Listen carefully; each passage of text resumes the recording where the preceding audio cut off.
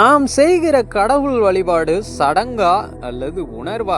இன்று கரமலர் மொட்டித்து இருதயம் மலரும் என சிவனடியார் மாணிக்கவாசகர் கடவுளை எப்படி வழிபட வேண்டும் என்று சொன்ன ஆழ்ந்த ரகசியத்தை பார்க்கலாமா? கரமலர் மொட்டித்து இருதயம் மலர கண்களி கூற நுண்துளி அரும்ப சாயா அன்பினை நாள்தோறும் தலைப்பவர் தாயே ஆகி வளர்ந்தனை போற்றி என்று என்ன சொல்ல வருகிறார்? கரமலர் மொட்டித்து என்பது இரு கரங்களையும் தாமரை குமிழ் போல இணைப்பது, உள்ளத்தை ஒருமுகப்படுத்தும் முதல் படி. இருதயம் மலர, அந்த அமைதியில் இருதயம் தாமரை போல் விரிகிறது, உள்ளம் தளர்ந்து மனம் தூய்மை கொள்கிறது.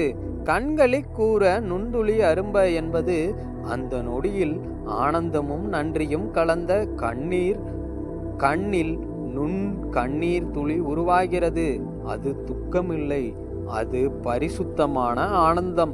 சாயா அன்பினை நாள்தோறும் தலைப்பவர், என்றென்றும் மாறாத அன்பினை தினமும் வளர்க்கும் கருணைக்குள்ளானவர். தாயே ஆகி வளர்ந்தனை போற்றி. தாய் போல் நம்மை காத்து வழிநடத்தி தாங்கும் தெய்வத்தை எப்படி போற்றி வணங்க வேண்டும் என்பதே இந்த வரிகள். ஒரு வழிபாடு, ஒரு சிந்தனை, ஒரு கண்ணீர் துளி கூட உள்ளத்தின் ஒளியை எழுப்பும். இப்படிப்பட்ட ஆன்மீக போல் கொண்ட இந்த வரிகளை அனைவருக்கும் பரப்புவோம். மறக்காமல் உங்கள் நண்பர்களுக்கும் பகிருங்கள்.